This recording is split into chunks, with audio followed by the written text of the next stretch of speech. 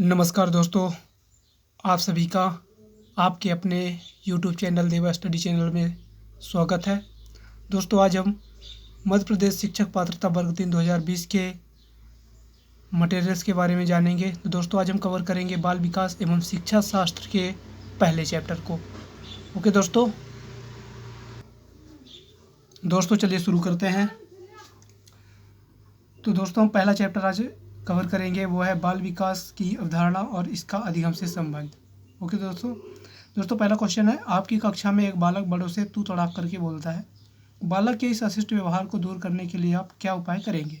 दोस्तों, आपकी कक्षा में एक बालक है जो अपने से बड़ों को तू या आप नहीं कहता है। तो दोस्तों, उस बालक के इस अशिष्ट व्यवहार को कैसे दूर करेंगे? दोस्तों, पहला है, बालक को सबके सामने प्रताड़ित करेंगे। बालक के माता पिता से उसे प्रताड़ित करने को कहेंगे। तीसरा है, बालक को समझाएंगे कि अपनों से बड़ों को आप कहा जाता है तथा साथ ही आप भी अपने से बड़ों से बोलकर भी तू तड़ाक नहीं करेंगे। और चौथा दोस्तों, आप बालक को आप कहकर संबोधित करने लगेंगे। दोस्तों, तो बालक को सबके सामने प्रताड़ित करना अच्छा नहीं होगा।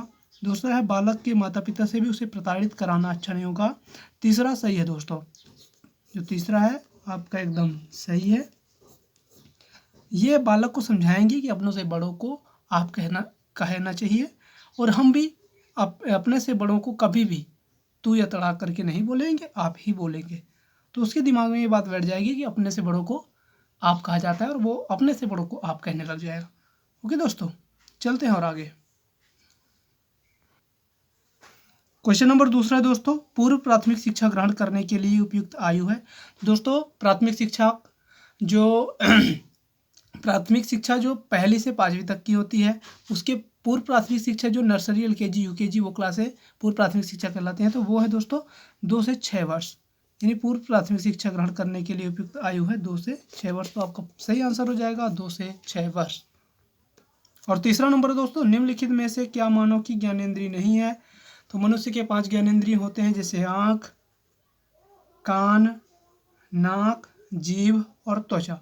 दोस्तों, आँख, नाक, जीभ ये तो ज्ञानेंद्रिय है, लेकिन गला ज्ञानेंद्रिय नहीं है, तो इसका सही आंसर हो जाएगा गला। चौथा दोस्तों, विकास के संबंध में निम्न में से क्या संबंधित नहीं है?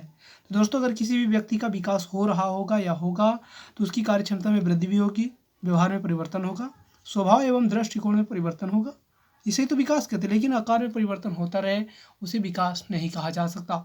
तो दोस्तों, आपका सही आंसर हो जाएगा आकार में परिवर्तन विकास के संबंध में संबंधित नहीं है। और 5वां नंबर दोस्तों, आप अपनी कक्षा में से कुछ छात्रों को चुनकर 6 महीने में उनमें होने वाले विकास की एक रिपोर्ट तैयार करना चाहते हैं। तो इसके लिए आप निम्न में से क्या चुनेंगे? दोस्तों, पहला है, प्रत्येक माह उनकी लंबाई मापेंगे। तो दोस्तों, विकास में तो लंबाई का कोई आधार नहीं होता।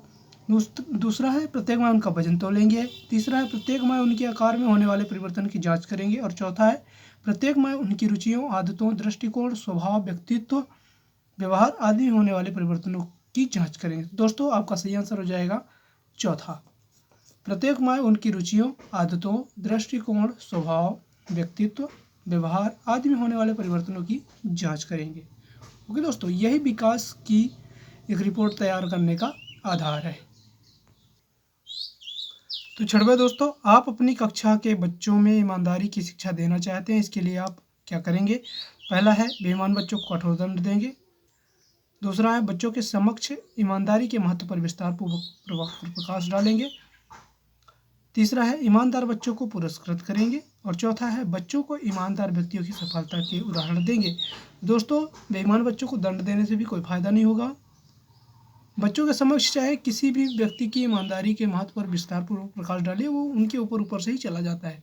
और तीसरा, ईमानदार बच्चों को पुरस्कृत करेंगे। अगर बच्चों के सामने ईमानदार बच्चों को पुरस्कृत किया जाएगा तो वो उन्हें देखेंगे और वो खुद ईमानदारी का आचरण अपने ऊपर प्रयास करके देखेंगे, ईमानदार बनने का प्रयास करेंगे और इनाम पाने की कोशिश करेंगे।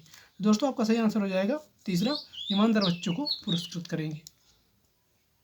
7वां दोस्तों, विकास की सबसे जटिल अवस्था है। तो पहला है शैशवावस्था या शैशवाकाल, दूसरा किशोरावस्था, तीसरा युवा प्रौढ़ावस्था और चौथा है वृद्ध प्रौढ़ावस्था। तो दोस्तों, विकास की सबसे जटिल अवस्था किशोरावस्था है, किशोरावस्था में विभिन्न प्रकार की समस्याएं आती हैं और विकास की सबसे जटिल अवस्था यही कहलाती है किशोरावस्था। तो आपका सही आंसर हो जाएगा बी नंबर। ओके दोस्तों, चलते हैं और आगे। और 8वां नंबर है दोस्तों, मैं कौन हूँ, क्या हूँ, मैं भी कुछ हूँ आदि ऐसी प्रबल भावनाएं विकास की किस अवस्था की ओर इंगित करता है। दोस्तों ये सारे प्रश्न, बहुत सारे प्रश्न, इनके अलावा भी बहुत प्रकार की प्रश्नें उठती हैं, क्वेश्चनें उठती हैं मन में, तो वो है किशोरावस्था में। दोस्तों जब कोई भी व्यक्ति किशोरावस्था में आता है, यानी 14 से 19 साल के बीच आता है, तो उसके मन में ऐसी भावनाएं उठने लगती है और वो अपने भविष्य का नींव इसी अवस्था में रखता है, किशोरावस्था में रखता है। तो ये इसका सही आंसर हो जाएगा दोस्तों किशोरावस्था। 9वां दोस्तों, जब किसी किशोर में किसी वस्तु, समस्या या परिस्थिति के लिए निजी स्तर पर निर्णय लेने की क्षमता का विकास परिपक्व होने लगता है तो इस विकास को कहते हैं। पहला परिपक्वता, दूसरा संज्ञानात्मक विकास, तीसरा आध्यात्मिक विकास और इनमें से कोई नहीं। दोस्तों जब किसी किशोर में किसी वस्तु, समस्या, परिस्थिति के लिए निजी स्तर पर निर्णय लेने की क्षमता का विकास हो जाता है तो इसे संज्ञानात्मक विकास कहते हैं। तो आपका सही आंसर हो जाएगा संज्ञानात्मक विकास। ओके दोस्तों। 10वां नंबर दोस्तों, मानव विकास एक निरंतर चलने वाली प्रक्रिया है। यह विचार संबंधित है। तो यह विचार निरंतरता के सिद्धांत से संबंधित है। मानव विकास एक निरंतर चलने वाली प्रक्रिया है, तो यह निरंतरता के सिद्धांत से संबंधित है। तो आपका सही आंसर हो जाएगा निरंतरता का सिद्धांत, जो बी नंबर पर है। ओके दोस्तों।